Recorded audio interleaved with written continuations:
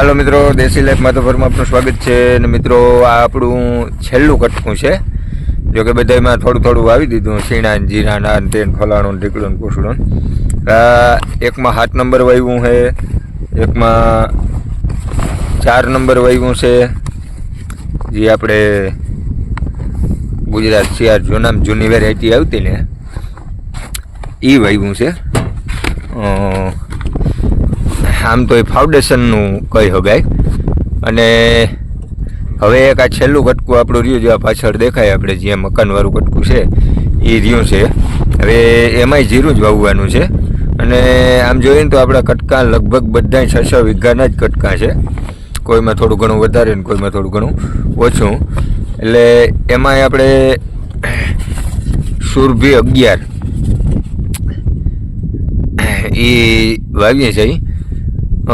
ગયા વર્ષે નહીં પણ 1 વર્ષ પહેલાં વાવ્યું હતું, સારું લાગ્યું એવું રિઝલ્ટ. પણ ગમે એમ તો આપણે જોઈએ ને તો દેખતા એવું જ થાય કે આ બધું કોથરાનું ભરેલું જ છે, કંઈ બહુ એવો ફાયદો થતો નથી. કેવું પેકિંગ છે એ તમને બતાવું. ચેનલને સબસ્ક્રાઈબ કરી લેજો, પેજને ફોલો કરી લેજો, અને વિડીયો ગમે તો લાઈક શેર કમેન્ટ કરી લેજો. આ છે 2 કિલોની થેલી આવે, 950 એના ભાવ છે. પછી અલગ અલગ યોજનાની અલગ અલગ ભાવ હોય.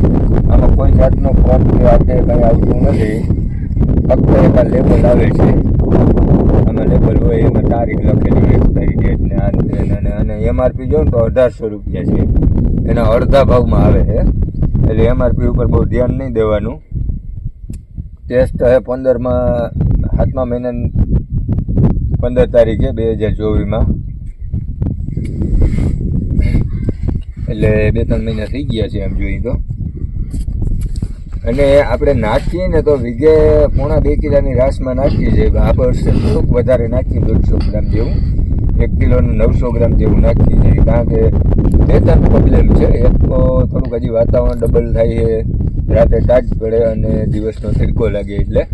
અને બીજું પ્લસમાં આપણે એમમાં કાયમ બીજાના વાવવા જતા હોય ને તો આપણે જે ત્રણની ચકલી આવે ને એ છે. એટલા માટે આ વર્ષે થોડુંક વધારે 150 ગ્રામ નાખીએ. કદાચ ચકલી કાપે ને તો આપણે કાં કે વાવી અને પાછું વાડીએ જવાનો ટાઈમ આવે એવું દેખાતું નથી. હજી 400-500 વીઘાના ઓટોમેટિક કર્યા વાવેતરમાં. એટલે બને ત્યાં સુધી થોડુંક ઘાટું નાખી દઈએ ને તો વાંધો ના આવે. કારણ કે આ પછી આપણે માંડવી પણ બહુ વીણી નથી, માંડવી પાડી અને સીધું વાવી દીધું. એટલે અરુડા ઉપાડવામાં મજૂર કે હું તો એમાં નહીં કરીએ, ચકલીની સળી કાપીએ, બધાના ભાગમાં 200 ગ્રામ વધારે નાખી દઈએ એટલે રેડી. મિત્રો, વિડીયો કેવો લાગ્યો કમેન્ટ બોક્સમાં જરૂર જણાવજો. મળીએ નેક્સ્ટ.